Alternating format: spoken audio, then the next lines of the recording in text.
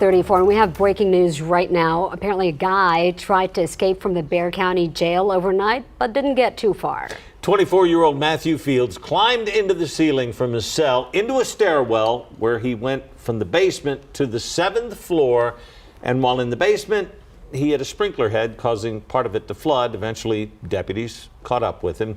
They had to use a taser to subdue him. 2 deputies were hurt while chasing the guy down through the ceiling. Fields was in jail on a trespassing charge. He'll face new charges now related to the attempted escape.